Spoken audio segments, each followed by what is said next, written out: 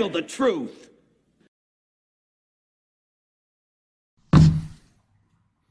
Hey everybody, welcome back.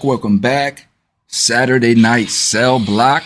This is Thomas FreeMe, and this is the Thomas FreeMe TV and podcast show. Many blessings to everybody, man. I pray that everybody's safe and sound and comfortable in their homes. They're amongst loved ones, feeling the comfort of family and loyalty and trust and honesty and and all of these things that are really missing out of today's world. Maybe we'll cover some of that with my guest tonight. Before we get into that, please visit the link below when you have a chance, www.cominghomecoalition.com. Visit Project Start Fresh. That is the project that we have here in the Tampa Bay area that we run raffles to help with the homeless. And what we do is we find one individual, we take them from homelessness to self-sufficiency through raffles, gifts, things of that nature. You will find a raffle that we have going on March 25th for Tampa Bay Rays baseball tickets to the upcoming season. And depending on how the raffle goes, maybe we'll throw some more stuff in there, like this basket maybe that you see behind me. But we'll see how that goes. But without further ado, my guest tonight, his name is Cliff Panezich, and he is known, more commonly for Operation Stolen Base. But I ran across Cliff. I knew nothing about this here. I remember hearing about it in the news back when, I was in the feds watching ESPN and all this stuff. But I had no idea who this guy was. I just ran across him on TikTok, doing his thing. And man, was he articulate, and was he just saying the same things that I was saying, right? And then I found out who he was, and I looked into him, and I'm like, wow. So I'm going to bring Cliff on, and I'm going to explain to Cliff the appreciation that I have for him and why he is so important. So without further ado, let me bring on Mr. Cliff. How you doing, good sir? And I appreciate it. Oh man, thank you. Thank you for coming on and blessing my show with your presence. As I was saying to my listener, Cliff, the reason why you're so important, I'm gonna fix you a little bit here, bring you up. But the reason why you're so important, Cliff, is because you're a dream of ours, being the incarcerated individual. And the reason why is because you're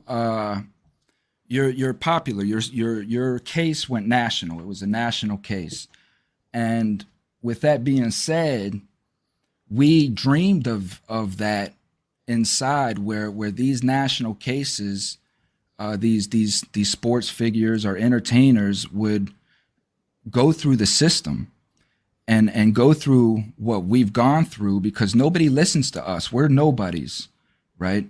We're nobodies. We're at the bottom of the totem pole, but you're a national figure in some ways, good or bad. You're still a national figure, and for you to come out and represent the way that you do, and I know I speak for thousands of us inmates that were inside, is a godsend, because the way that you're articulating the system is in a way that not many have that ability to do so.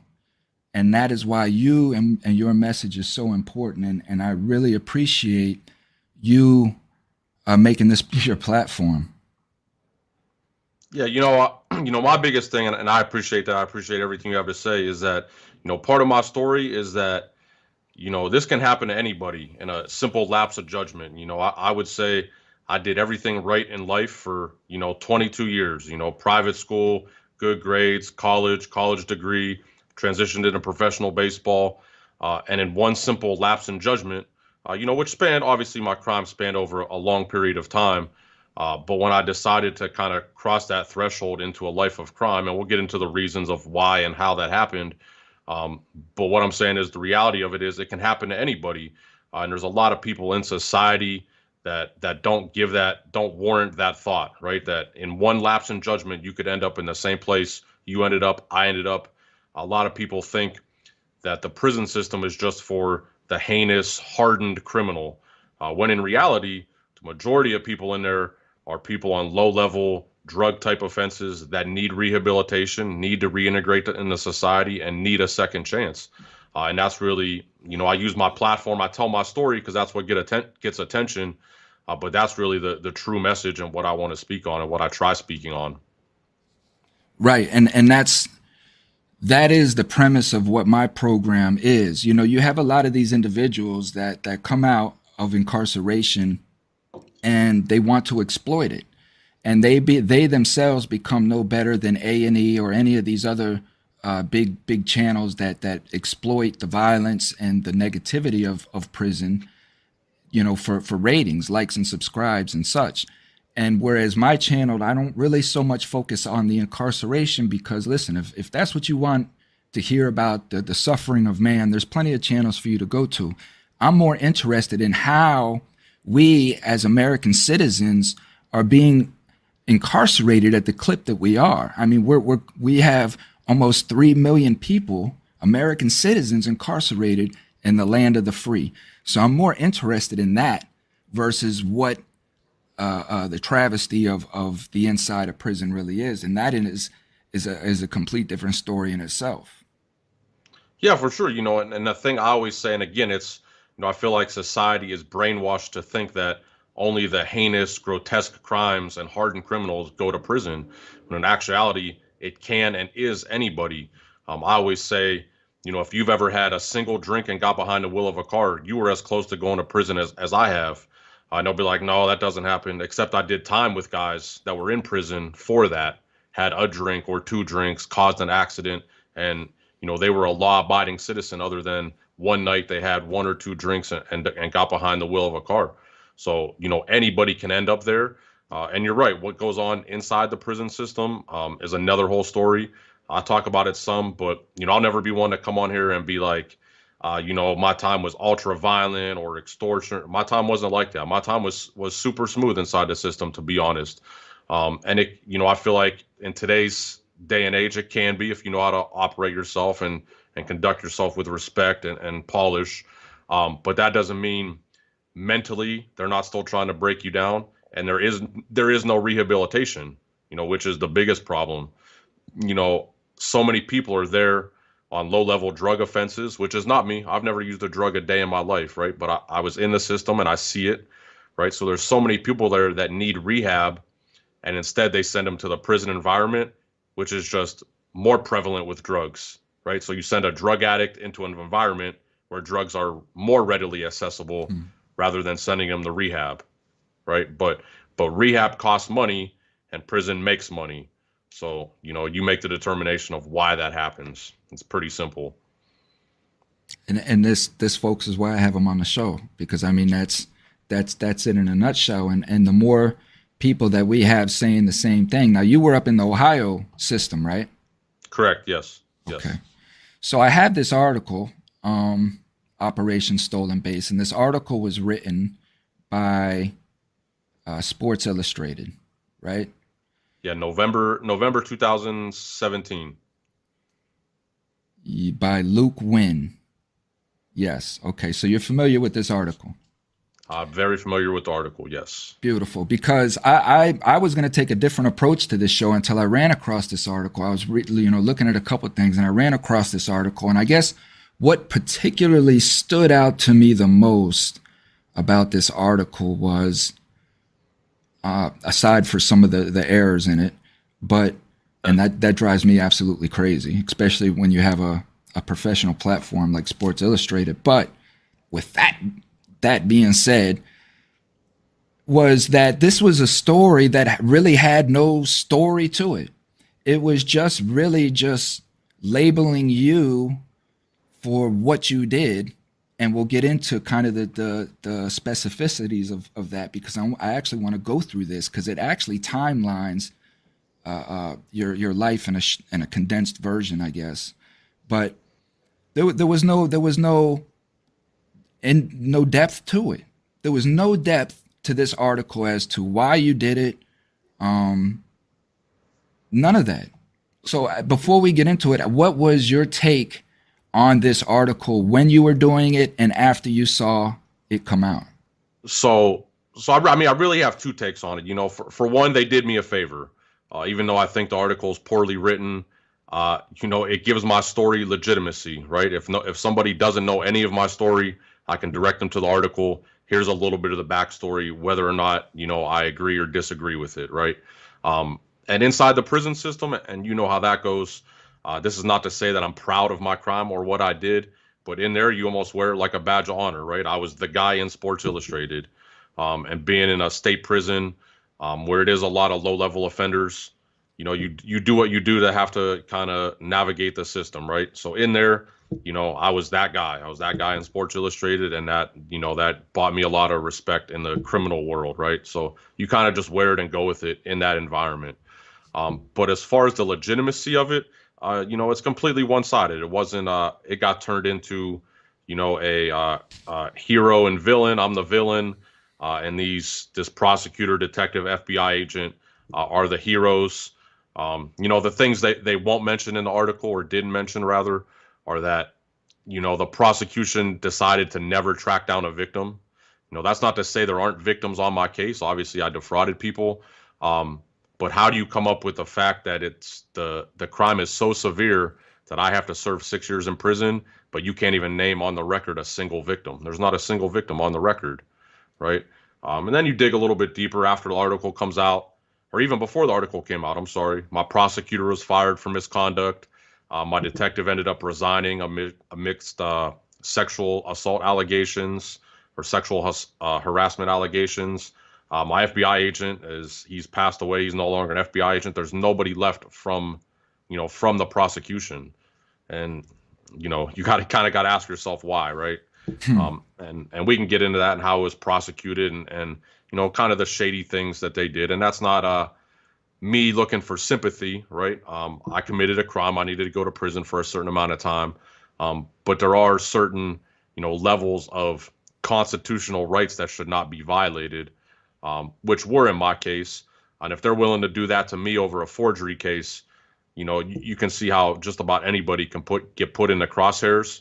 And I've always said, if they want you to go to prison, you're going to prison. It doesn't matter, guilty, innocent, indifferent, black, white, female, male. If they want you to go to prison, you're going. And that's the bottom line, and that's the case in so many innocents. And always the first one that comes to mind is Temujin Kinsu. Temujin Kinsu is an individual that's been incarcerated for 40 years and still incarcerated. And this is one of the most notorious innocent claims in America. But yet, because of the current administration up there in the state of Michigan and all the corruption that lies in that government up there, this man is still incarcerated. So people don't understand. People don't understand. Even recently, there's a news article that just came out in the last handful of days. A kid that was released after 18 years, because the cops fabricated evidence, because they had a grudge against him. But my thing is, so now he's free, and thank God he's free. But what happens to these cops? They're not going to go to prison. All these cops, these prosecutors, they have immunity. Mm-hmm. They have immunity, right? So what is the repercussion for them fabricating evidence against this man and costing him 18 years of their life? Would they get suspended, maybe lose their job? They're not going to prison. Now that you said it, and I'm sitting here listening to you, I'm working with another innocent guy up in Mississippi by the name of Curtis Davis Jr. And I was just telling him the other day, because him and I are going back and forth about some things. And like I told him, listen, when I was fighting law, I had to understand that my head was in the lion's mouth. So even though that I knew, and this prosecutor knew that they lied, they know that they're lying, you cannot attack them from that angle. You always have to give them the benefit of the doubt, right? And give them these weasels. These are weasels of human beings. You have to give them an opportunity to weasel their way out of the trouble that they know that they're in. So that is the game that we have to play in order to get our head out of the lion's mouth, because it's atrocious. But so let me go ahead and get into this article some. They start the premise with, they're trying to capture the emotion. You do not need to go far in professional baseball to experience a stranger asking for your autograph. In the summer of 2008, it happens to Cliff on fireworks night, which draws less meager crowds than usual for the Sussex Skyhawks in the Independent Canadian American Association. Between the final out and the start of the pyrotechnics, kids line up, pens in hand, in the front row just past the first base dugout in Skyline Stadium. Now, do you remember that night? Is that true? I mean, I don't remember that night specifically, but that's how most nights were. That was every night. We played 13 out of every 14 days, and that was pretty much the scene after every game. Mm-hmm. Just young kids, right? What ages were these kids? Oh, young kids, anywhere from 5 to young teenagers. They're just kids that are looking up to us because that's the same dream they're ready to pursue. So we're idolized in their eyes in that city. Mm-hmm. So, and the parents were there, right? Parents hoisting their kids up, trying to get autographs, the whole nine, right? For sure, absolutely. So it's imperative, going on with the article, it is imperative to sign quickly. The clubhouse spread disappears fast. The Savillard veterans will book it toward the grub, leaving the rookies to oblige to the kids. Now, what does that mean? Like the veterans will take off and leave you, the rookies, to deal with all the autographed kids, right? Yeah, pretty much. There's a clubhouse spread after the game. Once it's gone, it's gone, at that level of minor league baseball. So the veterans are heading to the clubhouse, and us rookies or younger guys are left to deal with the crowd. But I always felt like that was part of the duty, so I didn't mind it. I did it. That was comes with the territory. Mm-hmm. Now, as a backup catcher trying to get by on $1,000 a month, Panezich, who grew up in a blue-collar family near Youngstown, Ohio, and who has just been passed over in the June MLB draft following his senior season at NAIA Martin Methodist in Pulaski, Tennessee, can't afford to miss any kind of free meal. I don't know what that means. What does that mean? Because we were just low level paid. Like I said, we were playing 13 out of 14 days. I'm making $1,000 a month. Like, if you break it down hourly, I'm probably making a couple dollars an hour, if that. And this is in minor league ball, right? Absolutely, yeah. We're playing in front of anywhere from 2 to 10,000 fans a night. And how much are tickets to go to a minor league baseball game? Games would have been like $10, a ticket. Got it. Okay, so we can skip ahead. There's a picture of you fielding a pick in the dirt. And then as a picture here in the Can-Am League, Panezich is just some 22-year-old with a cortisone-injected right arm that is killing him, and a name that he assumes the local kids don't even know. That they still want his autograph is fascinating to him. He views autographs solely as commodities, things to be attained and sold. And he is well aware that right now the demand for his name, his signed ball, is non-existent. You want to speak on that? Yeah, well, I mean, I was that kid growing up at games, asking any big leaguer for an autograph, not even necessarily knowing who it was or, what position he played or anything. You were just fascinated by it. But as I grew out of that stage, the whole idea of an autograph kind of mind boggles me, right? Like the thought of touching a pen or a marker to an object gives it value. It's just fascinating to me. And it's really, I have very surreal moments now that I've been released where I kind of sit here and process that whole concept.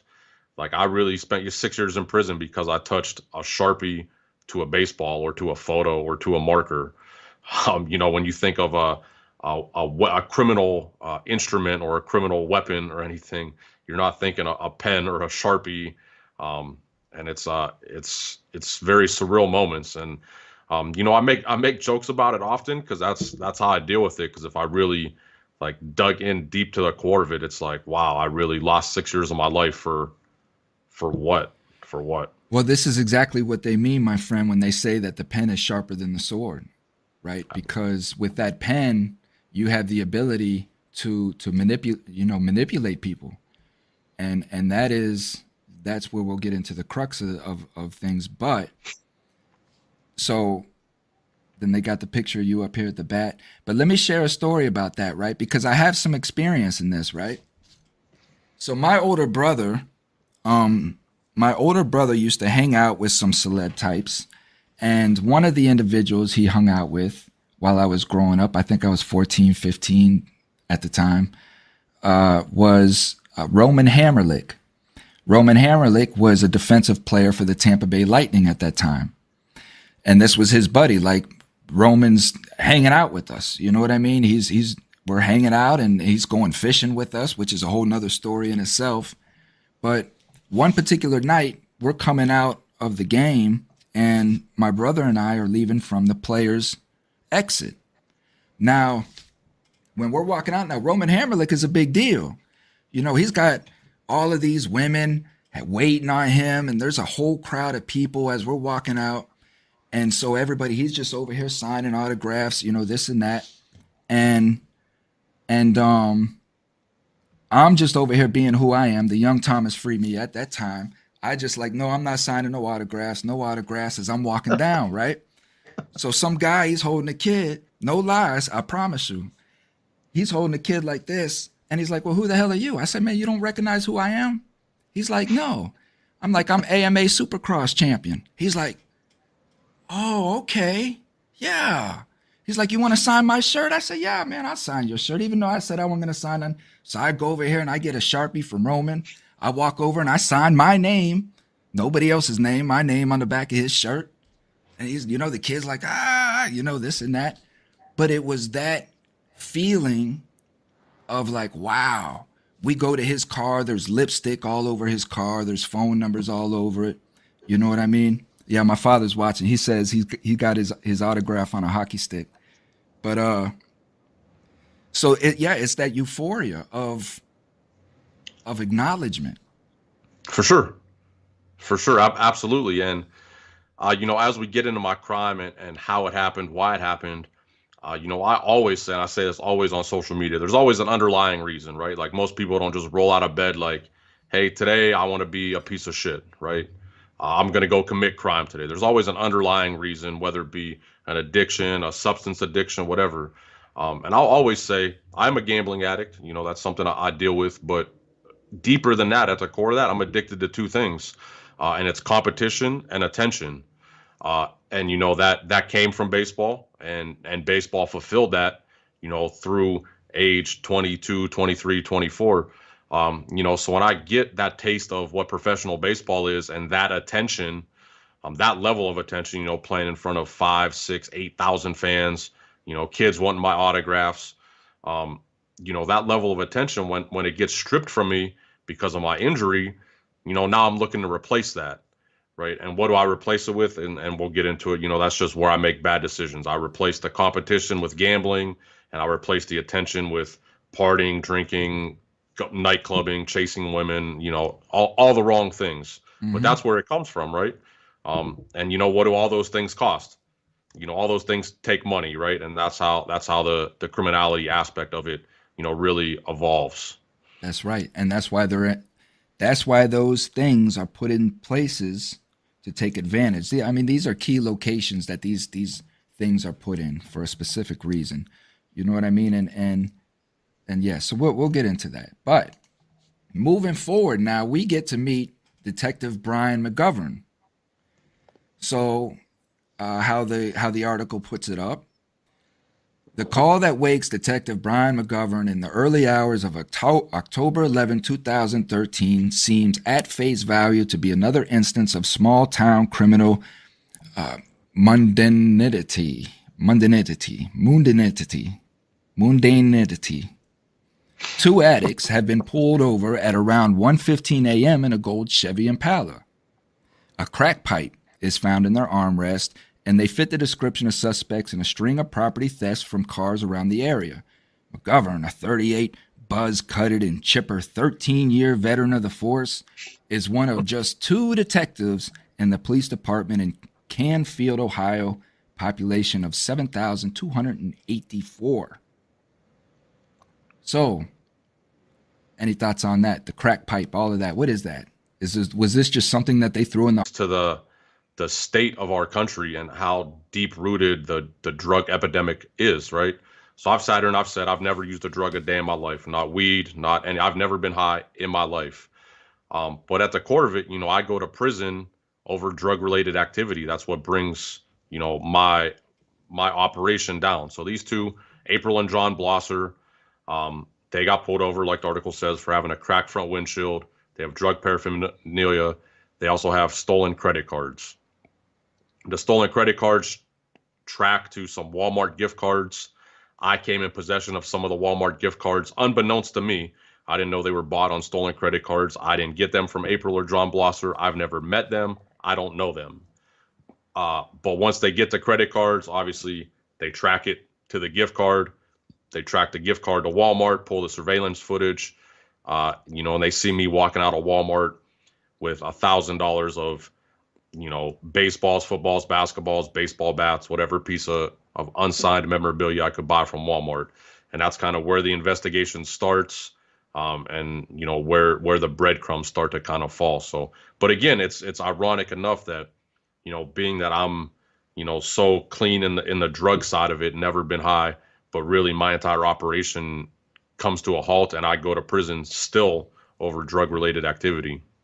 Mm-hmm. Now, see, the detective in me goes right to the question as to how does somebody get pulled over with a cracked windshield and they find a crack pipe in the car? How did that transition? Because you don't have rights to search and seizure on a cracked windshield. So I mean that automatically goes, but again, that's the analytical side of mass. But yeah, right. And obviously I don't have any of those answers. Like I said, I don't even know these people. But an interesting part of the story is that this April and John Blosser, and this is kind of comes into, how this case was mishandled. They got off. They didn't get any charges, not for the drug paraphernalia, not for the stolen credit cards. I was forced to plead guilty for the stolen credit cards, right? So I've never met these people. They're not part of my organization. They tried to tell me that I hired them to steal credit cards, which is ludicrous. I was literally printing money, basically hand over fist out of my bedroom. Why would I hire some drug addicts to steal credit cards? Doesn't even make sense. But they walked scot-free. They didn't even get charged for that. They put that charge on me. So I have a identity theft, stolen credit card theft on my record.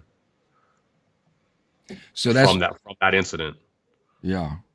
So that's what it says here. But then McGovern works for the detectives from 3 nearby towns, tracking surveillance footage of purchases eventually made with those gift cards, and a not at all typical patterns reveal itself that 2 different gift card users, the Craigslist buyer Stephen Durkin and another unidentified white male. Okay, never mind. Let me keep going. Each exit a Walmart store with a shopping cart full of footballs and baseballs, and a third man, Anthony Sattarelli, correct, yes, is stopped outside a separate Walmart in the same time frame for stealing a cart full of baseballs. Yes. So those are the 2 incidences that cause everything. Is April and John Blosser getting pulled over with a cracked front windshield, and Anthony Sattarelli getting caught trying to steal baseballs from Walmart, which again, that wasn't an associate of mine, but one of my associates tried to hire him to steal baseballs, which what are we doing here? We're buying $2 baseballs and selling them for 50. Why are we trying to steal baseballs, right? But he gets caught, and sure enough, he points the finger back at my associate, and then, the rest kind of falls into place from there. So it's 2 drug-related incidences that get the finger pointed back at me. Got it. Yep. So Sattarelli eventually tells investigators he was given $120 to steal the Walmart balls by C.J. McCormick. Wasn't that a show? C.J. McCormick. An associate of Duncan's, McCormick Sattarelli explains is involved in some kind of sports memorabilia business. McGovern is neither McGivern or McGovern. McGivern. Okay, it doesn't matter. And neither a sports fan nor a memorabilia expert. The lone autographed item in his Canfield office is a poster for a minor league hockey team. Okay. Then in January 2014, he gets a call from the FBI's Boardman, Ohio office. There's an agent up here who says he's working on a sports memorabilia case, the man says. Are you still doing something with that? Then they have a picture of these two guys with their guns out, their badges out, always. I don't understand that. Yeah, super proud. This is their, 15 minutes of fame, so super proud. I don't understand that. I mean, look at them. Why can't they smile, for first and foremost? Why do they have to look like complete assholes? And why do they have to have their guns out? And you have one, the guy in the yellow shirt, I don't know who's who. Okay, so this is your guy in the yellow shirt on the left, Brian McGivern. He's got his hand on the gun. And a picture for Sports Illustrated. Yeah, he's a real tough guy. He Canfield, Ohio was one of the top 100 cities in the U.S. a couple years back. So, this was his career-defining moment. So he's super proud about it. That's what he looks like. He looks like he just caught a 15-foot shark, and he's standing in front of it. That's what he looks like right there in that picture. It's too bad he's lost his career and his job, so that's tough for him. Oh, tough for this guy. Sorry to hear that. So McGovern finds himself on the line with veteran FBI agent Anthony Sano. We're starting to ID some low-level guys, but we have the surveillance picture of a guy at Walmart, and we have no idea who he is. Sano sends an image to McGovern's phone, and they say, that's the guy. That's him rounding third base right there. That's him. Catch him.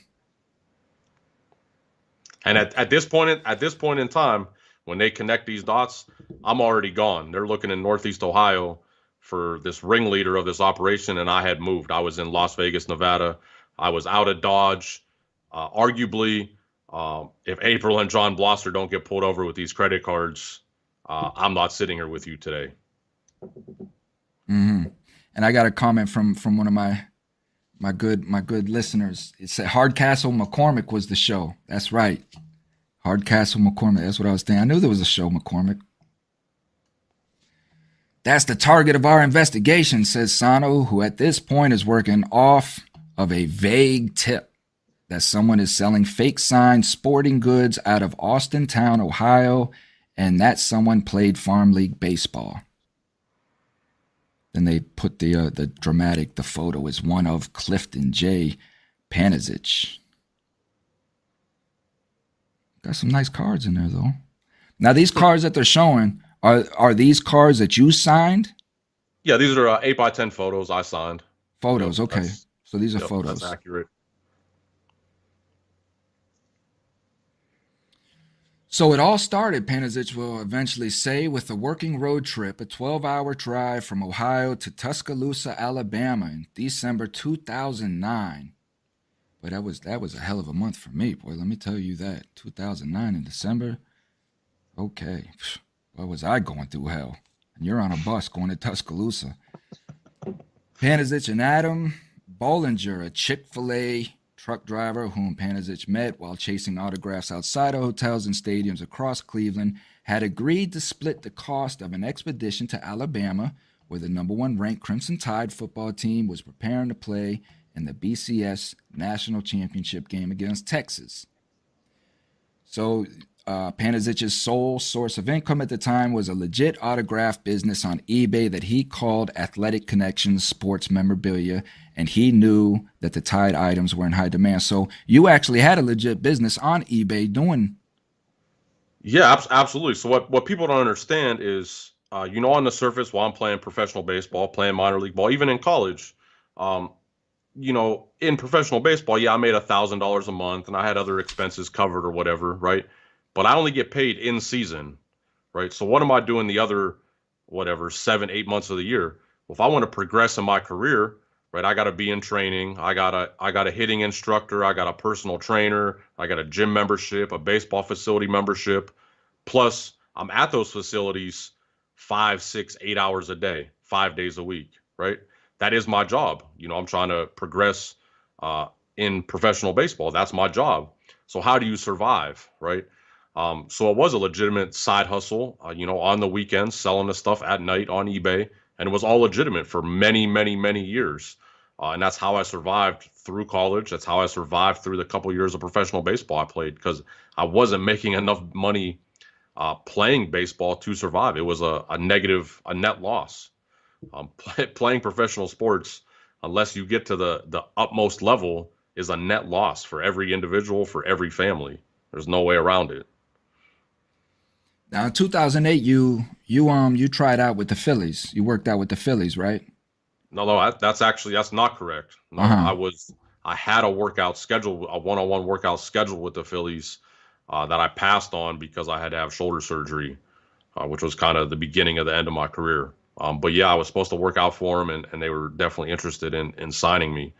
They saw me play in Ottawa my rookie season in the Can-Am League, and like I said, they were interested. And unfortunately, hitting the off season, I find out, pretty much my shoulder's mangled. Yeah, two partial tears in his rotator cuff and one in the labrum. So what does that mean? How did that happen? And if you know, or was this just overuse of your arm? And more importantly, like what was your thought process at this time where you know that this is something that no team is really going to kind of touch? Well, it was definitely an overuse issue. It was just over time, right? But that, you dig a little bit deeper, and it alludes to the fact of, the problem in, lower level baseball, whether it be little league, high school, even college. I was a good enough player, a high enough level player, that coaches and instructors didn't worry about me. They were kind of like, hey, you throw hard, do your thing, right? No one's giving me any type of instruction. I'm just better than everybody. So mechanically, I was very flawed in my throwing motion, and that's what ends up causing my injury. So at the core of it, there's just not enough good coaching, period. And they just kind of hung me out to dry because I was a good enough player. And like I said, it was just overuse. I knew I had something wrong with my shoulder my senior season of college, because I played on 3 cortisone shots, which I'm sure caused more damage. But I went and saw a doctor at the beginning of the season. He kind of knew what it was. He said we needed to get an MRI. I kind of told him, like, hey, if we find out something's wrong, my career is over anyway. So just kind of make it stop hurting, and I'll deal with it afterward, right? And that's what happened. I got through the season. I had a huge year as a college player. Had a huge rookie season. By the end of the year, when the cortisone wore off, I couldn't lift my shoulder above my head. I knew it was bad. But even going into it, my surgeon pretty much assured me that I would come back full strength. So in my mind, I'm not even like, hey, no team's gonna touch me. I'm still, chipper, ready to attack the rehab. I was 2 days out of surgery, in the gym on the stationary bike at my hitting facility, hitting with one hand. Like 2 days out of surgery, I'm doing everything I can to get back as quick as possible. But that's just not the reality of it. That's not how the human body works. And I just never recovered from it. Now you played catcher, right?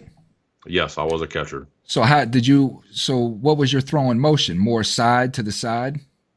No, so the flaw with my mechanic was I cross-stepped. I wasn't square in my bottom half. So I just put a lot of torque on my shoulder. Typically most throwing injuries come in the elbow area from Tommy John.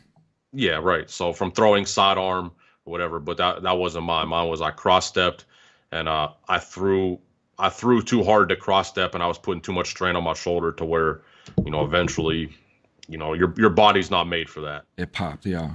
So because this is some of the things that I want to really get into is like you said, where in your age did people really kind of start to notice that you were different?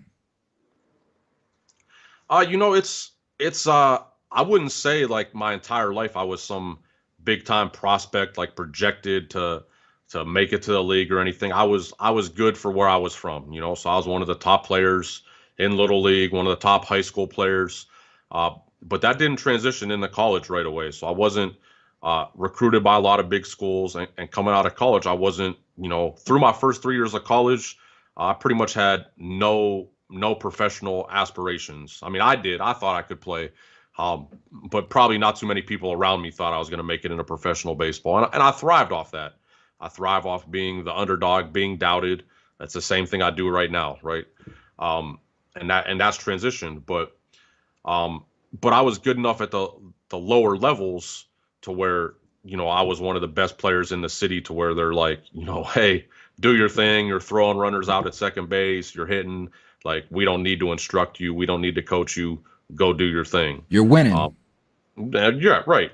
I'm pitching. I'm a pitcher, catcher, shortstop, hitting, throwing, whatever, and they just kind of let you be, and that's wrong. That's wrong. But there's not enough. There's not enough coaching. There's not enough instruction to go around. There's just And not. in these small towns, especially up in Ohio, like this is all that they have. And here you have this young protege coming out that's doing phenomenal things. So did you at any point ever feel like you may have been the highlight of the town? Man, I don't know. I mean, I don't know if I'd say high. I mean, Youngstown isn't a real small city, but I would always say this. So the way I treated baseball, even in high school, was you know, the year is very cyclical, right? So during the spring, I'm the most well-known guy in my high school. You know, a friend of everybody. Everybody's a fan. And the other 8 months of the year, I'm unknown, right? So it's very cyclical. So those spring months, yeah, I was one of the most well-known people in the city of Youngstown. The other 8 months that are behind the scene, while I'm in there grinding, training, whatever, you're basically in obscurity. Nobody knows you. Nobody knows what goes on behind the scenes. Nobody knows how much time, effort, and finances it takes, or the strain that it puts on families, which Right. it is. It's a financial strain for sure. So going on, you find out about the injury. The article says it was depressing for Cliff. Says his mother. It's the first we hear about your mother, whose name is also Rose. My stepmother's name is Rose as well. Who believes it was even harder on her husband Frank, a former steel mill electrician whose own pro ball aspirations were derailed first by a knee injury and then by his 1965 enlistment into Vietnam. Bless his heart. Shortly after high school, Frank thought he might live his baseball dream through Cliff.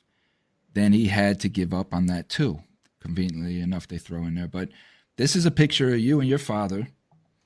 And I have 1,000 of these as well, because I also grew up at the age of 5 playing t-ball and such. And my father, same pictures, would take me to the games, and I think a lot of pressure with my father was now me being an adult and understanding how athletically gifted my DNA is, my body structure is. I think my father knew that as well. He was trying to implement that into his boys. And I think he saw something in me that I didn't see at the time. But of course, my father was my father, and he didn't know really how to bring that out of me. But I didn't really come into grips with how athletically inclined I was until I was in prison playing sports ball, and like, man, we were out here, we were playing serious ball in there. You know what I mean? It's definitely serious in there. It's definitely it's serious. It's So, for real. so, and at the time in the feds, they don't do it anymore, but we had an all-star team that would actually play outside teams that would come in, college teams and whatnot. That's how serious this was. So, I have these pictures, and I, at the mention of your father, I saw, a little something out of you. Your father did pass away in the midst of all of this that was going on. Rest in peace, and I'm sorry to hear that. But that really kind of adds to the stress level that this particular family was going through in the midst of this tumultuous time. How bad did your father want you to succeed in baseball? Yeah, I mean, growing up, athletics in general, baseball was that was me and his entire relationship. So we really had a contentious relationship probably until I got to college is when it started making sense how and why he pushed me as hard as he did, right? So growing up, like I said, it was very contentious. Um, we had so many battles on the baseball field, on the rides home, in the house afterward, that I can't even count. Very, very just I don't want to say toxic, but a very up and down relationship, and it was all revolved around athletics. Um, but as I grew older, as I progressed in my career, it all made sense, and then our relationship grew a lot more because I understood, what he saw and how he kind of pushed my buttons to get me there, right? And that necessarily wouldn't have worked with any kid. We had problems. Other kids quitting because my father coached too hard and stuff like that. And but I was the one that made it, so it worked for me. Um, and it was tough for him. It probably took him longer to accept that I couldn't play anymore than it took for me, right? So I knew my body. I finally like mentally knew it was kind of over before he could really accept that. But it's a very mentally taxing thing when your body won't let you do what you are capable of, right? When your body starts to change and you're no longer capable of the same things, that's a hard pill to swallow. Yeah. And how well, let me ask, did you want to be a baseball player as a kid, or was you just kind of told that this is what you were going to do? Yeah, so I mean, I started at age 4, and this is a story my mom always tells. Is at age 4, I stood in the outfield grass picking dandelions, throwing them up in the air, oblivious to what was going on in front of me.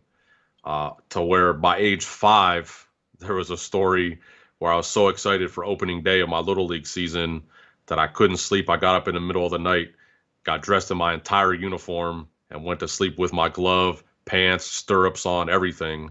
Because by age 5, I knew that's the only thing I wanted to do in life was play baseball. Um, so it made the transition quick, and once I got there, that's baseball is all that mattered, and everything that went along with it. Like I said, I got good grades in high school. I went to college, got a college degree, but all that was just a means to an end, right? That was just what I had to do to get on the field, and I didn't take any of it serious. And I'm glad that you said that, because that was going to be my next question before we start breaking down the crime is how important was education versus the sport? As a family, it's hard to say because if I was failing or slacking in school, like it probably would have became an issue with my family, with my mother specifically, right? But because I'm going to school, school came easy to me. I got good grades. I got good test scores. Actually, before I accepted my athletic scholarship, I enrolled at Hiram College in Ohio on a $120,000 academic full ride, and dropped out after 2 weeks because I didn't they didn't to me the school didn't take baseball serious enough, and so that wasn't a place for me. So I forewent over $100,000 academic scholarship. So Mm. school and class just came easy to me. So it's hard to say if I slacked, if I was failing or anything. I probably wouldn't have went the way it did with my family. But because I did the way I did, we just everybody, my mom, my dad, everybody just pushed sports, specifically baseball. So now you guys, you and Bollinger get in Tuscaloosa, right? And the first member of the Crimson Tide that you guys encounter and ask to sign is cornerback Marquise Johnson. I'm not familiar with that. Is he in the NFL now? He spent a couple years in the NFL, not any longer. Got it. So the two collectors had 40 odd white paneled footballs each, emblazoned with the Alabama's logo laid out in the rear bed of their SUV, and Johnson signed a few. He talked about getting paid to do the rest. We paid him up front, and he recruited everybody else to come and sign. He'd go into the dorm, grab a couple guys, $20, $30, $40, depending on who the player was, and they'd all come sign 40 team items. So there's an actual video that they have here. When it comes to paying bills, you don't want to be fashionably article late. way If you back bank then, with Mid-Florida, you can get paid up to Marquise 2 days Johnson early. denies knowing No who me or gotchas, Adam no was, big but I'm bankroll. pretty sure to this day he's Mid-Florida, actually still your life, your money, on my your Facebook credit list union. as a friend, but he denies knowing who I am. So funny enough, Got it. But just to touch on, times have changed now, and now college players can accept money for things like this. But what they did to me was not wrong. These guys taking money for their autograph. A lot of the guys that came and signed these baseballs, when we would pay them $20, $40, $50, they just took it as like, hey, I can go get something to eat tonight, or hey, I can take my girl to the movies or something like that. So to me, what they were doing was not wrong. But at that point in time, the NCAA for sure would have frowned on it, and they could have been in serious trouble, which is also kind of mind-boggling. Well, this is how we get a Jameis Winston who's stealing crab legs, and gets caught on camera and ridiculed for it. And now, this of course, now he never has to steal crab legs again, but that this is the issue, and how much money did FSU make off Jameis Winston? Absolutely. And times have changed now, and now there's the NIL deals, the name, image, likeness deals, and that's put an end to that. But you're right. Same thing with the tattoo scam with Ohio State and Terrell Pryor. Right. The same thing with Johnny Manziel, which, that's kind of a joke. He got suspended for one half of one game. Yeah.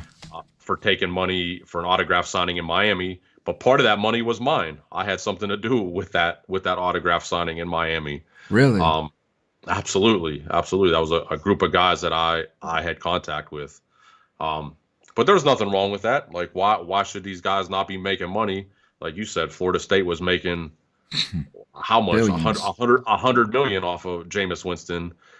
He should be able to eat crab legs whatever night of the week that he wants. Right. He shouldn't have to go be stealing crab legs. So Panezich says Johnson was paid roughly $200, but not everyone took money. Defensive tackle Terrence Cody, which I know that name, was probably the biggest.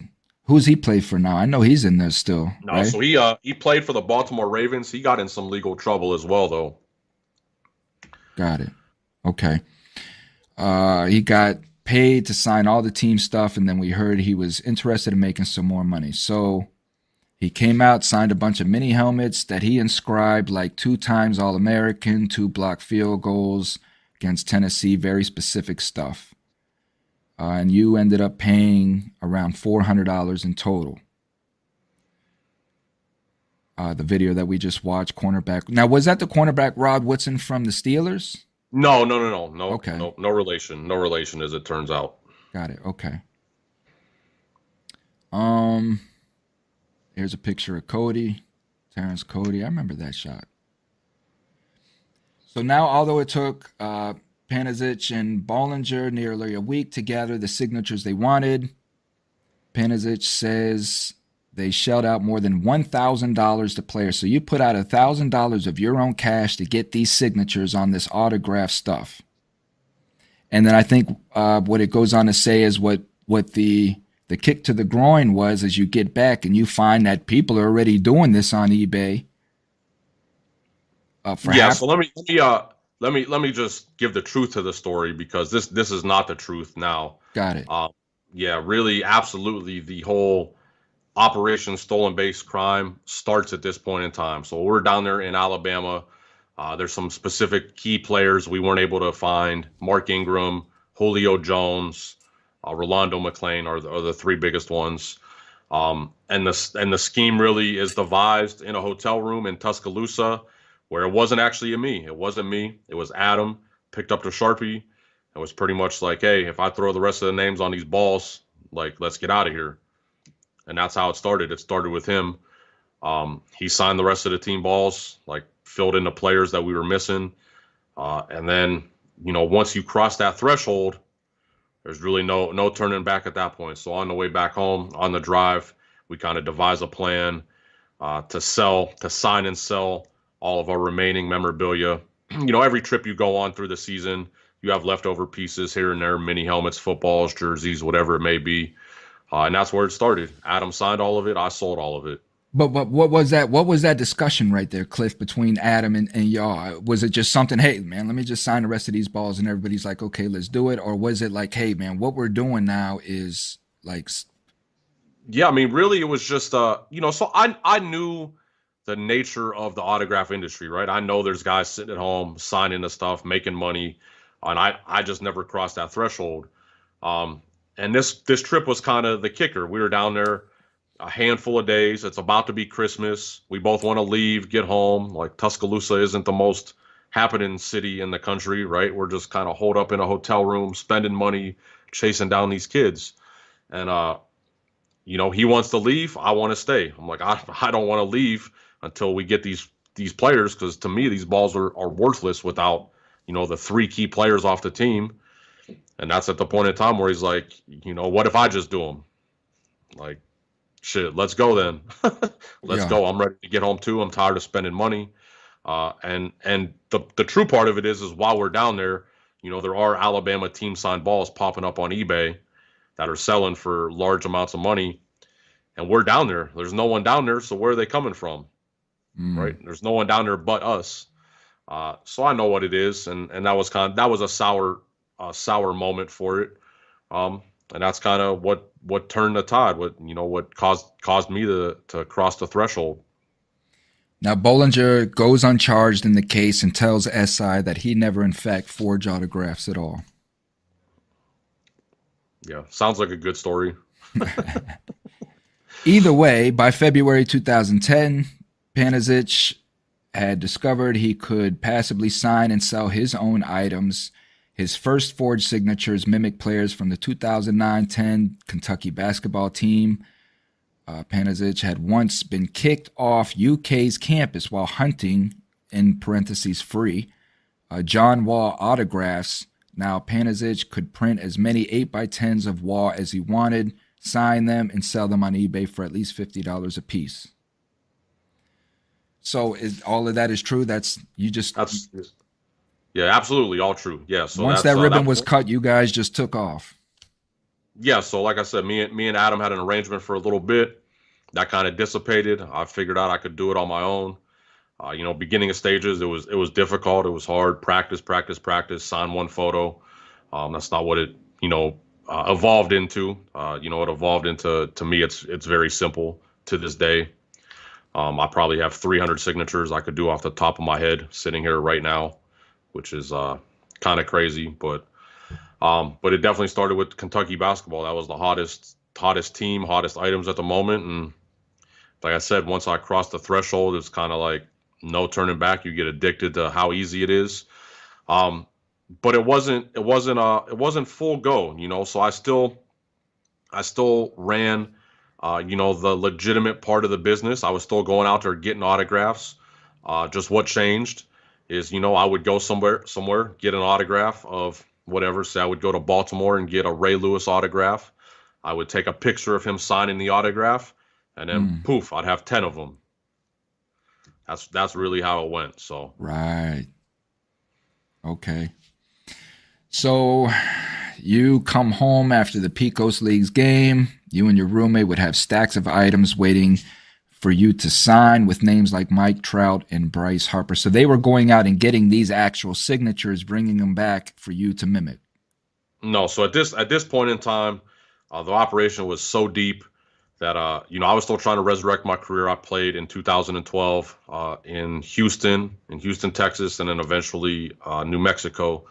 That I had 2 of my associates travel with me while I was going to play so they could run the operation. And they would go out and they would buy baseballs, print photos, buy baseball bats, whatever, while I'm out at practice, out at a game, and have it lined up for me to sign when I got back, and they turn around and sell it the next day. And that's how I paid. That's really how I supported myself to play baseball that final season, because that final season definitely was a net loss. I wasn't getting paid. I was getting paid $50 a week, and paying for a hotel room, while fans are watching me play baseball in my final season, paying to watch me play. So that's the state of low-level professional baseball. That's all a scam and a hustle too, to be completely honest.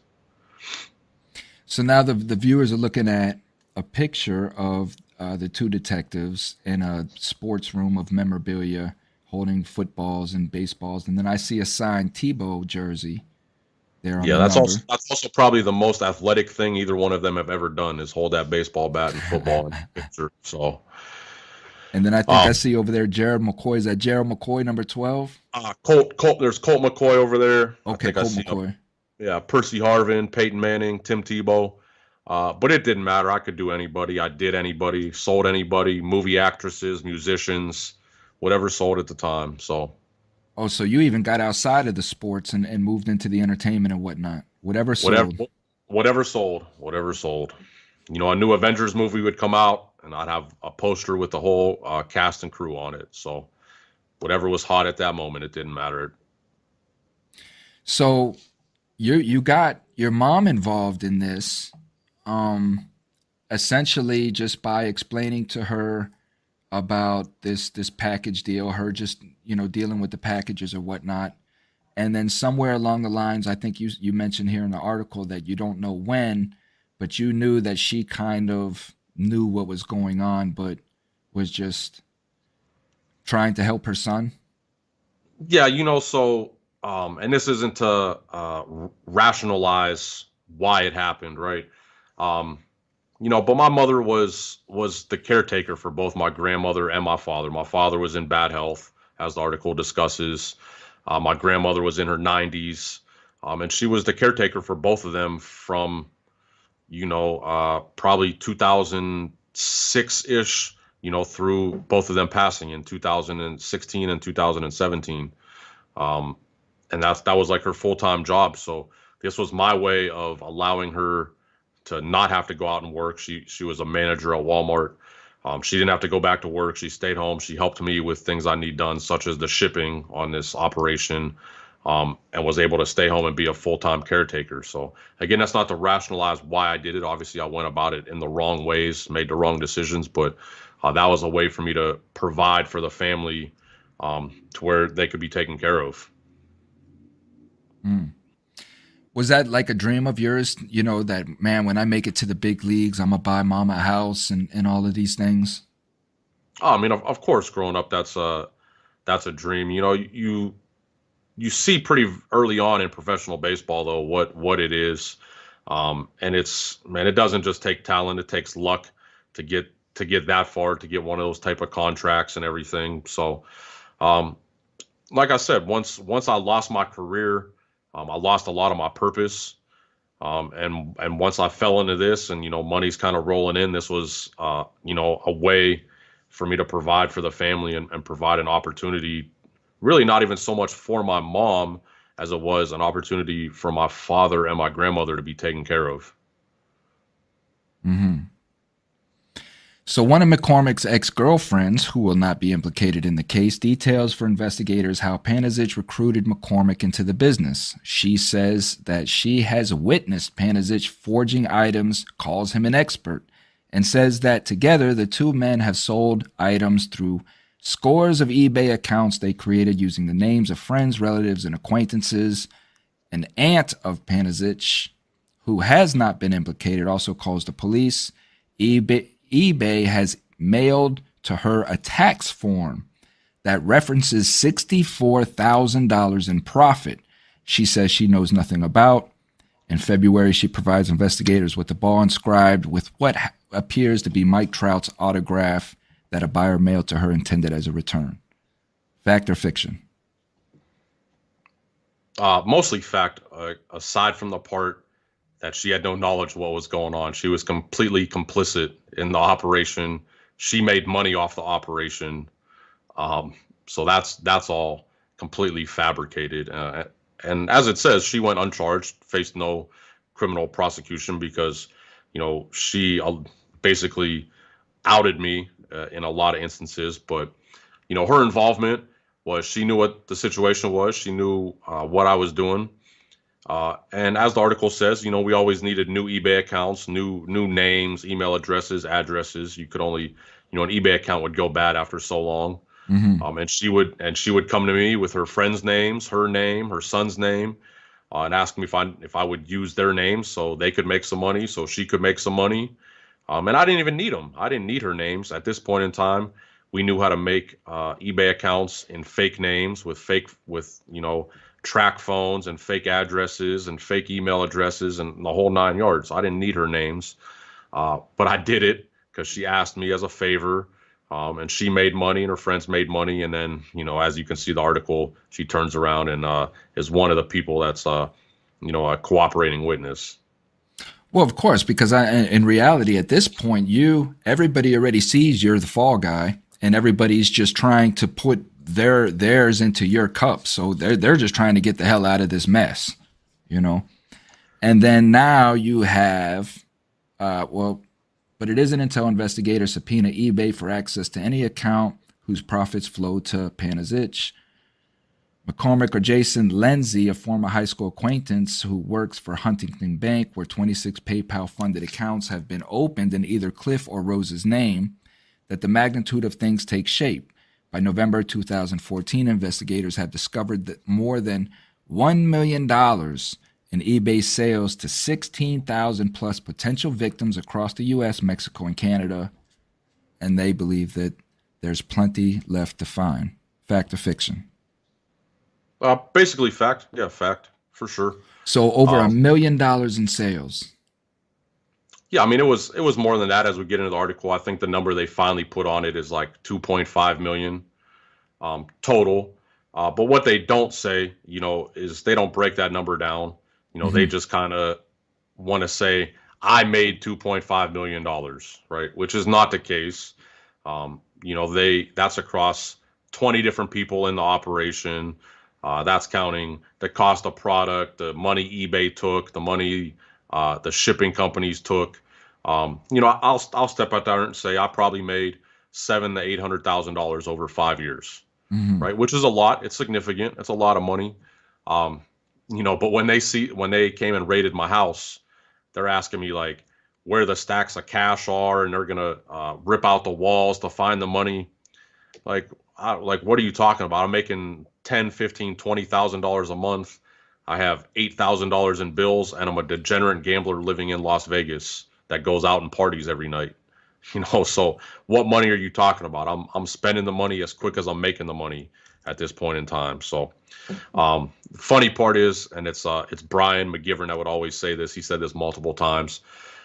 He said if I wasn't such a degenerate, I could have had a big chunk of money saved up. For who? Yeah. A big chunk of money for who? They'd have came and swooped in and taken all that. It would have been a big chunk of money for them. Yeah, well, exactly. And that's what they were hoping to find, was a big stack of cash. Absolutely. So let's see. From his Canfield office, McGivern monitors Panezich's increasingly audacious social media activity. Moving forward, here's some more pictures of these guys in front of their shark. I mean, look at this. Is ridiculous, man. These pictures. Yeah, actually, I got a comment here, and I don't know how we came up on this one, but they asked if I gave a statement and I gave names, and just to touch on that real quick. I don't know how you can come up with that. I got 9 co-defendants, 7 of which got probation, 2 did 18 months, I did 6 years. So who gave up who, right? So that's not true. That's not true. Well, and a lot of people don't understand the process. They don't understand the process, and I think what they're probably referencing is a couple times in the article where I mentioned your cooperation with them and saying no, it wasn't me. This person is the first one that actually did it, and such. Right. Just before 8 a.m. on December 1st, 2014, one FBI agent, 2 police officers from Canfield, and 11 from Henderson, Nevada Police Department surround a Spanish tile roof rental house in Henderson subdivision. There is a little expectation of danger, but McGivern's anxiety level is off the charts. I mean, look at these pictures. I promise you his anxiety level was off the charts. If the search warrants that the investigative team are about to serve at this 2-story house on Sandhill Sage Road, as well as Panezich's parents' house nearby, plus Lindsay to McCormick, addresses in Ohio are dead ends, McGovern knows he'll never live it down. So now they come to you. A Henderson lieutenant peers into a street-facing garage window and starts to laugh. Talks about the piles of stuff you have in the garage. They knock on the door. You come wearing T-shirts and shorts. You remember that? Yep, December 1st, 2014. Never forget it. Never forget it. So, I was actually at the time, it's crazy enough, I was having a little bit of a problem with one of my neighbors. And when my roommate came running up the stairs saying the police are at the front door, that's what I think this is. He fails to mention that when he looked out the peephole, it was like 11 police officers and FBI agents. He failed to mention that part of it. He just said the police were at the door. So, I opened the door and I immediately know what it is. Yeah, me too. I knew what it was. As soon as they knocked on the door, I knew what it was. So what they find inside of the bachelor pad, a neon Miller Lite sign, pool table, golf clubs, hats, mail scattered about, and part memorabilia warehouse. Autographed items are littered everywhere, covering even the floor of Panezich's master bedroom. Blue Tim Tebow Florida jerseys, Spalding NBA basketballs bearing Kobe Bryant and LeBron James, and NCAA basketball with Wall's autograph, so on and so forth. Even a World Authentic memorabilia Barack Obama official Major League Baseball. Yeah, absolutely. What they don't mention is, the lead up to this, and as I touched on, I was a big gambler out here in Las Vegas, and in late November, I went on my biggest sports betting run in my life. I made $110,000 in 10 days. But even so, that wasn't enough. But in my mind, I was like, let me take some of this money, invest it in this operation, run this out through Christmas, through the Super Bowl. And, maybe that's an end in sight, light at the end of the tunnel of how I can get out of what this operation is. So when they raided my house, they were actually disappointed with what they found. They expected to find more than what they found, more cash than what they found. But the reality of it is there was never more memorabilia in any one of my houses in any city ever than at this moment when they raided my house. This was the worst time ever, because of that money I had. I spent like $15,000 on unsigned memorabilia. What they won't tell you is that I bought another collector's entire collection for $20,000 of all authentic memorabilia. So when they raided my house, there was about $40,000 or $45,000 of authentic memorabilia that they'll never admit. They'll never admit it. But that's still in their storage facility, is like $40,000 of authentic, legitimate, true, like hand to God authentic memorabilia. Interesting. Right. But that's why the case doesn't go federal, because there were feds there when they raided my house. The FBI was there. So, but after that, I never hear from the FBI again. And what I've been told is that they weren't able to distinguish between what was real and what was fake. So that they really would have had a difficult time prosecuting the case, whereas the state steps in and they just said it was all fake. And to this day, what I pled guilty to was all of it being fake, which is not true, But, on the state level, they play a pretty shrewd game. They don't really play by the rules. And I had no outs, once they start leveraging my mother and everything. So, yeah, I ended up pleading guilty to it all being fake, but that's not true at all. So on the desk in his bedroom, police find metallic ink pens and Sharpie markers in clear plastic cups. They turn up text on Panezich's iPhone explicitly discussing forgery. They seize additional stacks of certificates of authenticity with phony business names like Game Day Sports Authentics that are being printed in-house, plus more than 30 burner cell phones with names written on their cheap black casings in yellow or purple ink. One of Panezich's assistant roommates in Henderson, Stephen Mulichek, tells police that eBay requires its accountants to be linked to a phone number. When anyone calls a phone attached a male name, Panezich answers. When anyone calls a female named phone, Rose, who also helps with shipping, answers. Let me ask you, how aware is eBay of these fraudulent schemes? Oh, they're probably super aware. They just don't care as long as they're getting their 15%. Right. So, and is there ever any repercussions or any insight into that? Like, does anybody ever, or do they just allow eBay to host fraudulent activity? Yeah, basically, eBay's never going to be held accountable. Effectively, that's why there's no victims in my case. Is what I heard was that eBay quit cooperating once they realized the attention this case was getting. And obviously, the prosecution has the power to subpoena the records and get the names of victims. But once they had me in the crosshairs and had their guilty plea, legitimately, they don't care about the victims. They cared about their news story. And that's why, eBay faces no repercussion, arguably, of the entire operation. If they say it was $2.5 million, eBay would have, about $375,000 that could be paid back to the victims. But that was never pursued. Because, again, it's not about the victims. It's about a news story, which is what this got turned into. Right. That's a good point. Right. So go ahead. Yeah, well, because, they say, Brian, this is Brian again, Detective McGivern, always claimed that they never sought restitution because I didn't have any money. There was no restitution to be had, which the system well enough to know that's never stopped the government before, right? They would have garnished my wages till the day I died if they wanted restitution. But at the same time, eBay has plenty of money. And that would have been $375,000 of the alleged operation is eBay fees that they could have recovered. So why didn't they? Because it doesn't matter. They don't care. It was just a media fiasco. And you can see by the pictures in the Sports Illustrated article what this was really about. These guys with their chests puffed out, hand on their gun, like they accomplished something. Which, they did. This is the biggest moment in their life. Right. But it takes a special kind of individual to relish in somebody's downfall.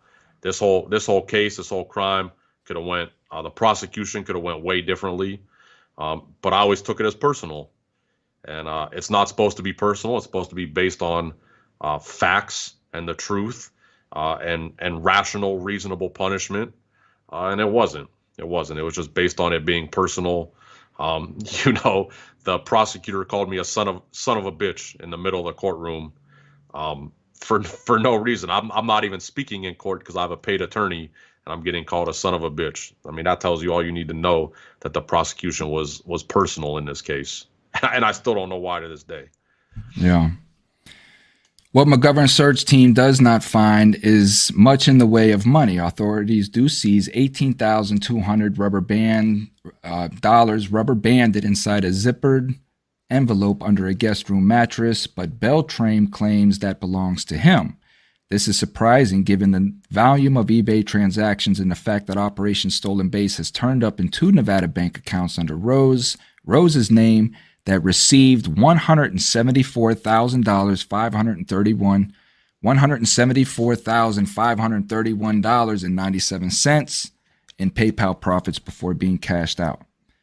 And here's a picture of Rose, and I'm guessing her attorney. Correct. Yes.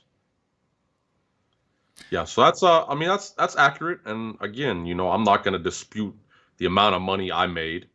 Which like I said, it was probably profits, $700,000-800,000. But that's over a course of 5 years, so how far does that go? That's not to diminish how much money it was. But again, I was addicted to the things I was addicted to, which was gambling, partying, drinking, going out. So how far does that get you living in Las Vegas? I was spending it as I was making it. So there was nothing to be had. And that $18,000, was what I already alluded to. James Beltrami was the collector whose collection I bought. and he had delivered it to my house, and I paid him in cash. And they actually had no right to that $18,000 because James is not implicated in this case, and they forced me to forfeit that cash. So in my forfeiture specification, I had to forfeit $18,000 found in my house, even though it wasn't mine. And James really had a claim to that money, but because of the threat of prosecution, basically they threatened him as an accomplice, even though he wasn't. He backed off, and they keep $18,000. And that $18,000 went directly to both departments, the Mahoning County Prosecutor's Office and the Canfield Police Office. What do you mean? It didn't go to your restitution? I don't have restitution. Oh, again, there's no. There's no. That's right, because they didn't. Right. Okay. Right. So because there's no restitution, where does that money go? Right. Where does that money go? Right. To the offices, to the police department. So we skip ahead now. Now you're sitting in the office with Mahoning County's assistant DA, and he says, "I'm curious." His name is Desmond, Martin Desmond. So he says, "I'm curious." He wants to see how good you are, and he asks you to sign a name. You tell him, say one. He says LeBron. You say number, no number. He says number. 6 or 23. Do both. Panezich signs 2 variations. One the way James signed it during his first stint with the Cavs. The other way he did it when he was with the Heat. And one of the Ohio policemen at the table fires up his iPad and finds a real LeBron, and they compare it with Panezich's work. And to them, it's difficult to tell apart. Then I have a picture of, again, more, just a whole room full of stuff. Now, all of this stuff is what you went through. I got correct. So basketballs, yeah. Yeah, so like I said, we signed everything. Everything was on the table, whatever was hot at the time. But pictured in that picture right there is a whole lot of authentic memorabilia, a whole lot. But they'll never tell you that. They'll never admit to that, because as soon as they admit that I sold any authentic memorabilia, the whole case, the whole case is fraudulent, basically. Because like I said, they made me plead guilty to every transaction being fraudulent, which is not true. So that admission will never happen. So you plead guilty to one first degree, 3 second degree, and 4 third degree felonies ranging from telecommunications fraud to money laundering, and he's agreed to a sentencing recommendation of 3 to 7 years. Over dinner, Panezich tries to explain how his mother got involved. Initially, he says, which you went into explaining, how she got involved. So you sign this plea, and now you're going to prison. Here's a picture of you now in prison garb. How prepared were you? I mean, so like we already talked about, mentally it probably wasn't even real yet. So, my plea was based a lot off of my father's health condition. And a lot of these stories are going to come out in other projects I have going on. But, the way they got me to plead guilty, and again, it's not because I'm not guilty of conduct, right? But when you look at my charges, I'm not guilty of at least 4 of those felonies. They just get thrown in there to leverage my plea. They locked my mother up on a fabricated probation violation. She got probation on the case, as she deserved, because there were other people making way more money than she ever made on the operation that got probation. They basically fabricated a probation violation against her, saying that she refused to cooperate, which is not true. She showed up to testify in my grand jury, which she was required to do. And instead of letting her testify, they just violated her probation, threw her in county jail, rescheduled her probation violation, her PV hearing, but never set a new date. So basically she was held as a hostage, I would say, with never going in front of the judge. And they went to her and told her she wasn't getting out of jail unless I pled guilty. The actual quote that Martin Desmond said to my mom is that you're not getting out of jail to go take care of your dying husband unless your son pleads guilty. And I have that on audio recording, and that's going to come out at a later time. It's disgusting that I can't get that admitted into evidence in the court, because they cover up for each other. But that's how they get my guilty plea, is because of my dad's health. So while I'm out awaiting sentencing, I spent 75 days in ICU, basically watching my father succumb to death, and then I get sentenced 15 days later. So it's a very surreal moment in time that the reality of what was going on probably doesn't even fully set in, right? And maybe it's possibly for the better mentally that I didn't really have time to process what was about to happen or what was going on. I just kind of was sleepwalking through each day, because I'm dealing with the residual effect of losing my father. But on the flip side, I'm still dealing with that effect, because how do you mourn the loss of a parent while you're also in prison, effectively fighting for your life? Not fighting physically, because like I said, my time was smooth, but mentally, it's a daily battle. Absolutely. I mean, I was in an institution where an individual was waiting on his family to come visit. There was several instances on this, but the whole family was tragically killed on the way to the prison in a horrific car accident. And here we're in the dorm. This guy, he's waiting on his visit. Don't know why visit isn't coming. The whole day goes through. Then finally the chaplain comes later that night, comes to his door and tells him, "I'm sorry, but your family was killed in an accident on the way down here to visit you." This is the news that he gets in his cell through a door from a chaplain. No hug, no empathy, no nothing like that. But so why, Cliff, are you now doing what it is that you're doing? There's a couple comments, and one of them states, "I'm confused. It sounds like tonight's guest feels like he should not have done 6 years for defrauding individuals." Let me touch on that real quick. Go ahead. Touch on that because there is precedence in this, right? There's other cases that have been prosecuted for a way larger dollar amount than what I was allegedly found guilty of. And nobody in history for sports memorabilia fraud ever did 6 years. Nobody in history for sports memorabilia fraud ever did 3 years. Nobody for sports memorabilia fraud ever got prosecuted on the state level or for racketeering. Every instance that ever happened, it was on the Fed level for mail fraud. And if I get prosecuted on the Fed level, I go serve my year and a half, 2 years. And like I said, this story is being told a lot different because that's a fair punishment. The other side of it is people don't understand the difference between what my prison sentence was, my time in prison, whereas if I would have went federal or state, right? If I got charged federally, I would have went to a white collar Fed camp. Right. Yeah. My time would have looked like the shit you see on Wolf of Wall Street with Jordan Belfort out there playing tennis and playing golf, and that's what my time would have looked like. On the state level, there's no separation of crime, right? So I'm in there with the heinous, hardened criminals that deserve to be there. The rapists, the murderers, the gangbangers. I'm in there with them. And again, my time was smooth, but mentally, there's residual effect to that. Absolutely. Right?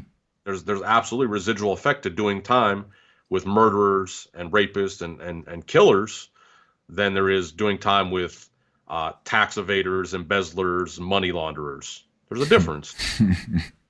Yes, there is. Prosecutors don't see it that way. They don't care. It's not even that they don't see it that way. They just don't care. So did I deserve time? Absolutely. And my time did me some good, but it didn't take me 6 years to figure out what I was doing wrong in life, what my purpose was, and what I needed to do going forward. Amen to that. Another question, did any of his associates go to prison with him, or was he the only one who went down for this? So there's there's 9 of us that got charged. And I have the tree up, this tree that they have. Oh, yep. Okay. So what, 2, 4, 6, 7. You're right. There's 10 of us that got charged.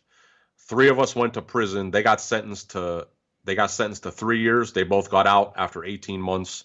I got 6 years. I served every day of my 6 years. So let me touch on that real quick because, them getting their 3 years, was kind of a hoax to me, right? They got 3 years, so they could give me double 6 years, but they both got out in 18 months while having institutional drug infractions. I get out after 6 years. I served every day of mine. They denied my early release, and really the only infraction I had in prison was I got an infraction for having my COVID mask pulled down over my chin, and that's why I had my early release denied.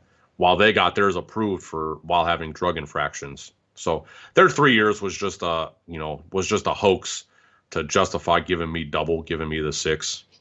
But in reality, they did 18 months, and arguably, if they gave me 36 months, again, this story's different. I probably would have did my time, and that would have been a fair punishment. Amen.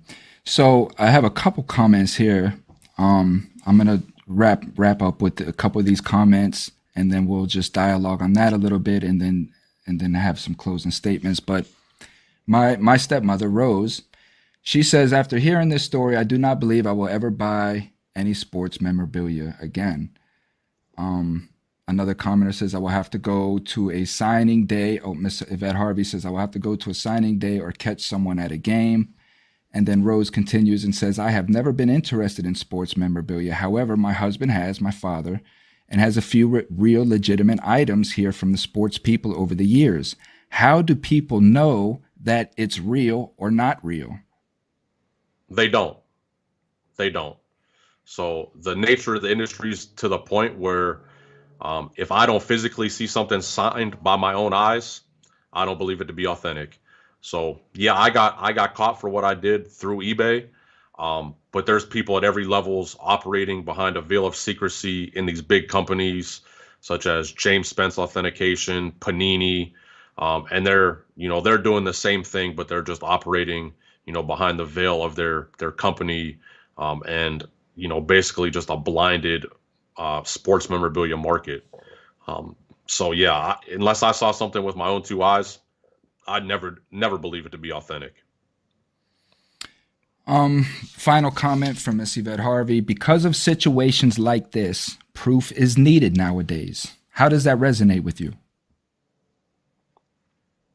As far as, again, about the industry, there's no, it's funny. They prosecuted my whole case with no proof, right? No handwriting analysis, no expert, no so-called expert, anything like that. It's all just hearsay. And all these companies operate under the same way. These authentication companies work under, hearsay and their opinion. But I know their opinion is trash because I've watched them authenticate my forged memorabilia, right? But they get away with that. And to me, they're the ones that have really ruined the industry because they use their name and their reputation and slap their approval on fraudulent items to make a buck while operating, within the realms of legality in the system. And they're the ones running the whole industry. And the industry can't be fixed. It's too far gone. With me, it took me many years, Cliff, right? Because for the first, I don't know, 8 years of my incarceration, man, I was so angry that one, I was taking it out. It was free reign on child molesters that came in the system. And so I was taking a lot of that anger out on these human beings, which made me even feel worse in the end. But I was constantly blaming the people that testified. These were my homeboys. How could they pull up on the stand against me that I've never seen before in my life?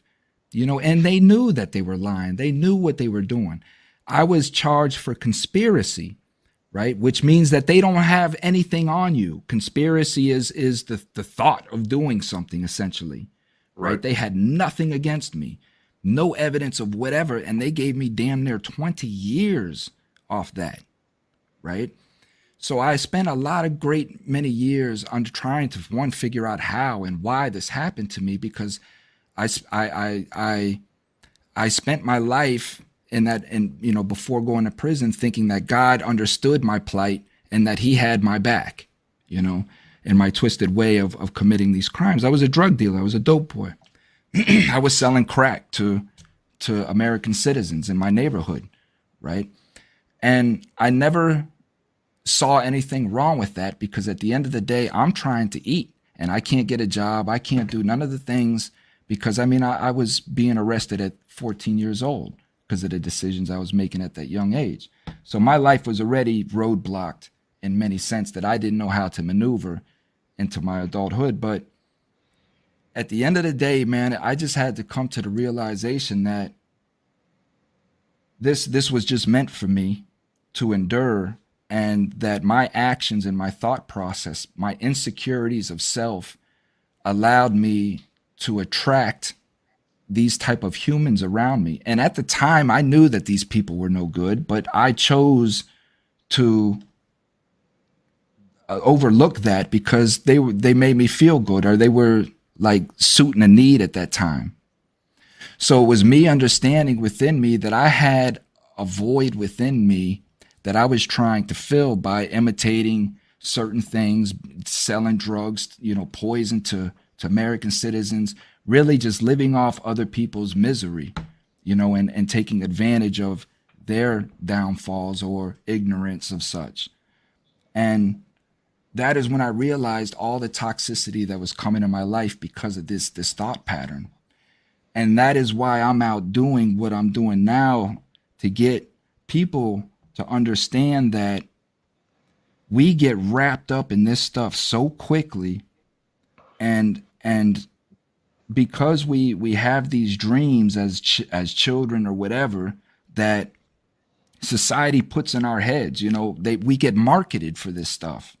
We're marketed to, especially children in the poor communities. Young Black children are being marketed to for their athletic ability, and it puts such pressure on our parents to push us in a direction that child may not even want to go in. And then when that doesn't go through, like in your instance, there was no other education as far as life skills. Okay, if baseball don't go through, then I'm going to follow with being a doctor or attorney or anything of that nature. We're left with, what do we do now? And these sports agencies that know that they're marketing to our children, they don't do anything for these individuals who don't make it, but has dedicated their life, especially in the case of an injury like you. There's nothing, no kind of insurance put in place for these kids who get up to 21, 22 years old and maybe injure themselves and have nowhere to go. And the sports world just kind of hey, tough luck. Sorry about it.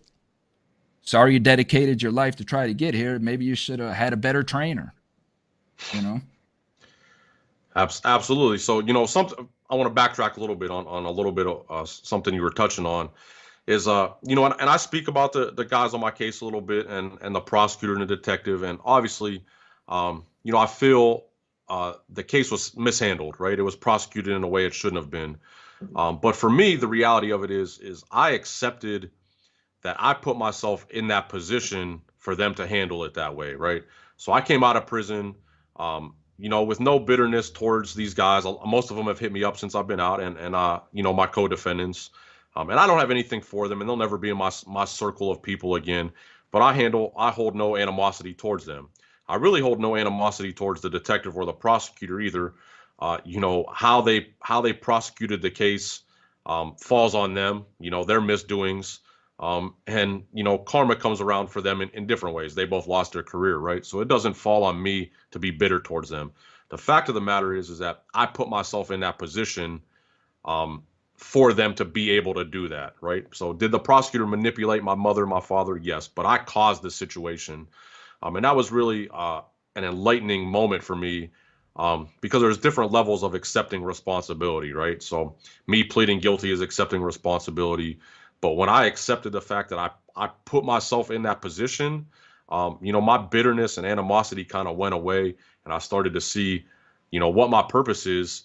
That doesn't mean I'm not going to talk about it. I'm not going to talk about the misjustice and how they handled it, because that affects other people, and things like that need talked about, needs uncovered, needs eyes put on, because this is what happens to a lot of people. But I really saw my purpose, and my purpose is telling my story for a couple reasons, like you talked about. One, it's a cautionary tale. I had no backup plan aside from baseball. It doesn't mean I wasn't going to school. It doesn't mean I didn't have my college degree, but I had no plan, no purpose other than play baseball. And it's a cautionary tale to a lot of young athletes. If you don't have a backup plan, you see, even Tom Brady struggling with, what do I do after football? Right. Right. When you have done something your entire life, for me, it was age 4 through 26. That's 21 years. Now what do I do? Right. And you become lost if you don't have other life plans, life goals. So it's a cautionary tale. But on the flip side, a lot of my story is what I'm doing now to be successful, what life after prison is. As you know, my username on TikTok is Life After Prison. Obviously, you see in the background the iconic brand, which is a brand I started, which, I always use the slogan, turning cons into icons. And to me, what that stands for is not selling yourself short after prison, right? Just because I have a felon moniker on my name does not mean I have to sell myself short and say, the best I can do is a minimum wage job, flipping burgers, whatever it may be. I have big goals, dreams, aspirations.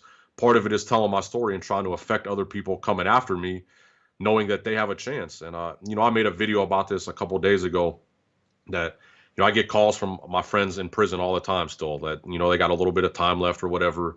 And the calls always start the same. You can hear it in their voice. They're beat down. They're depressed. And we get to talking about what I got going on and the goals I'm trying to achieve and the projects I'm working on. And you can hear the demeanor and the motivation in them change, because they know, because I'm out here doing it, that they see light at the end of the tunnel, that they can be successful after prison.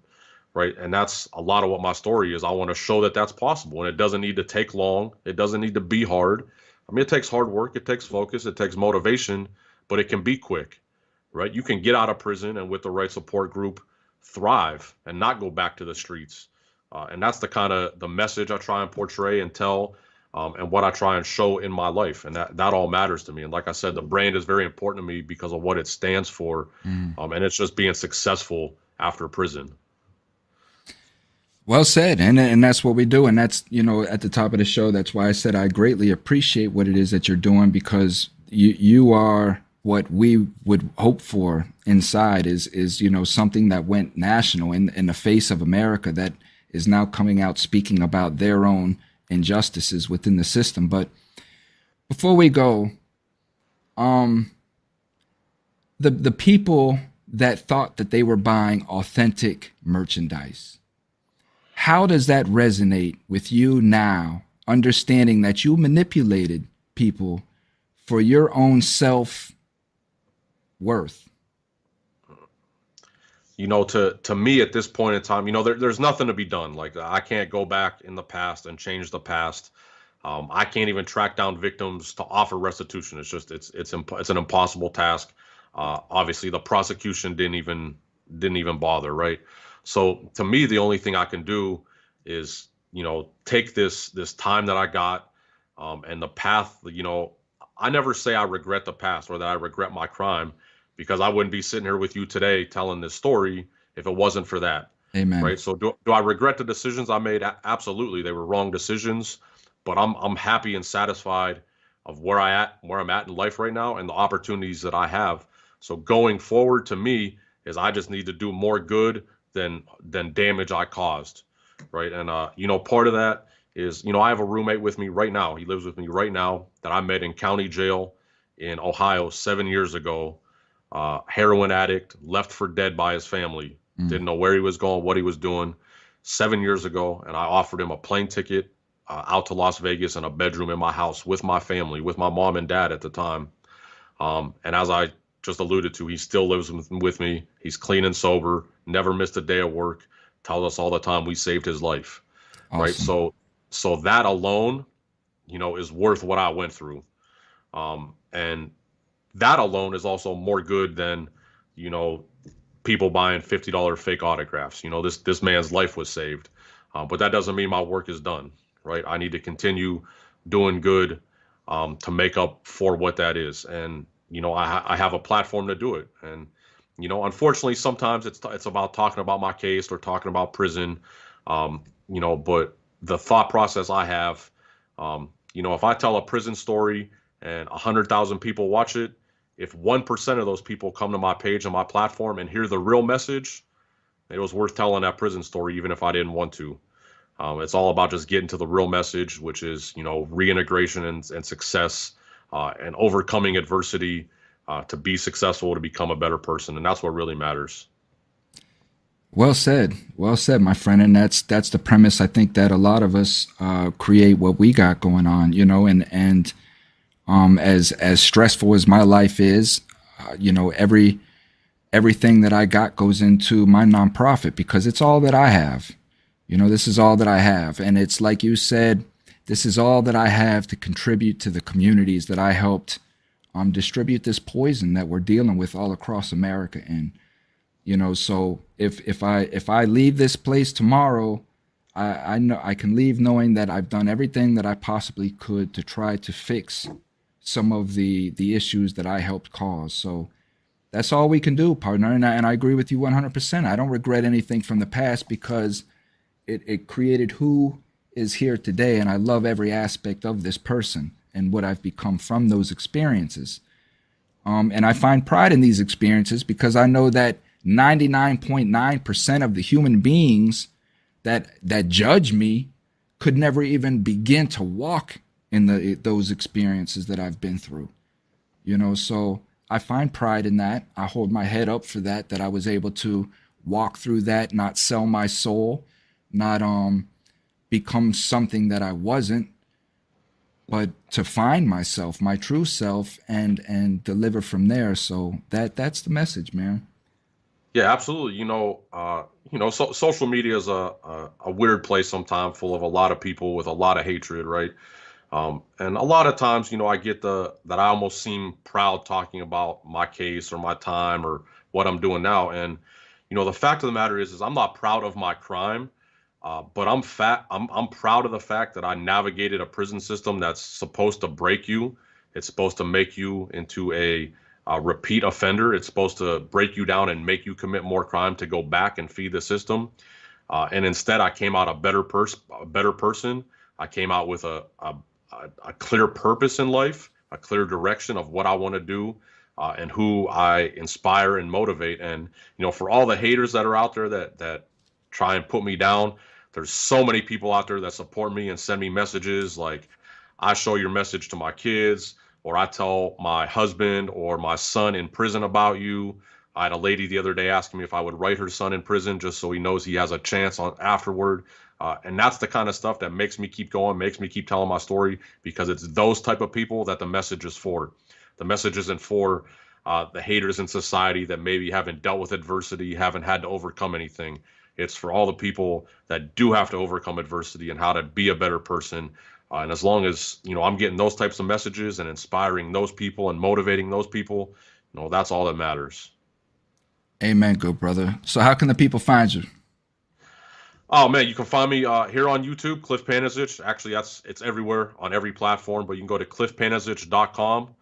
That's got all my social media platforms: TikTok, Instagram, YouTube, Snapchat, Facebook. And also, if you're interested in the Iconic brand, it's iconicbrandclothing.com. My mission statement is on there. We got new apparel. That's how you can support me if you want to support the cause and everything I'm trying to do. So I appreciate y'all, and I appreciate you having me on, man. I truly appreciate it. This was a good and a fun interview, man.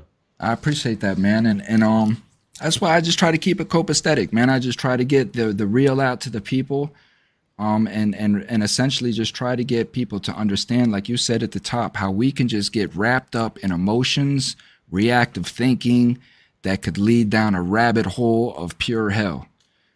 So it's my thing is just really trying to teach people how to listen to that inner self, because there's always that inner self telling us, man, listen, you're messing up right now. You know what I mean? But so, to me, it's, anybody out there that thinks it can't happen to them, it can. 1 30-second lapse in judgment can put you the same place that me or you went, right? And it's always about perspective. It's about keeping that in mind. I even know for myself right now, I'm on probation. I don't fear probation. I don't have a problem with it. But it's always, I'm very aware of what I'm doing, and that, any little slip up can put me back in prison. And, I walk a straight line, but you got to be self-aware of what's going on. And so does everybody else. If you think it can't happen to you, that's a bad place to be, because it can. Absolutely. So Miss Yvette Harvey, she wraps up saying that your story made her smile. She's so happy to see that you're doing well for the world. I'm talking about your iconic brand and whatnot, but essentially that's it, man. Again, yeah, thank you, Cliff, for coming on and rapping. For the listener, again, please visit www.cominghomecoalition.com. Sign up for the raffle. I'm giving away free Tampa Bay Rays tickets, and I can't get anybody to sign up for this raffle, man. So again, it's for a good cause to support Eddie Deloy, again, from homelessness to self-sufficiency. And yeah, Cliff, I'll catch you on the flip side. So you're done with TikTok? What's going on with TikTok? No, I got banned from TikTok Live, basically for just answering some questions about prison. So I'm not going live over there anymore. But I'm trying to push more of my story over to YouTube and Instagram. TikTok's not the place. It's just too censored to really talk about the injustices and what goes on in prison and whatnot. And unfortunately, that's not the stuff I always like talking about, but it has to be talked about. And like I said, for me, my message is, if I can tell a prison story and get 100,000 views, if 1,000 of those people then come to my page and hear the real message, the life after prison message, the iconic brand, turning cons into icons, that's what really matters. So I'll continue to tell those stories if it means everything else is going to get heard. Amen, Cliff. Well, you take care. Stay safe, partner, and I'll catch you on the flip side. For my listeners, I love you guys. If you haven't heard it from nowhere else, you can hear it from Thomas FreeMe at all times. I love you. Stay safe and be your best self. Man, we out of here. Appreciate you, man. Take care.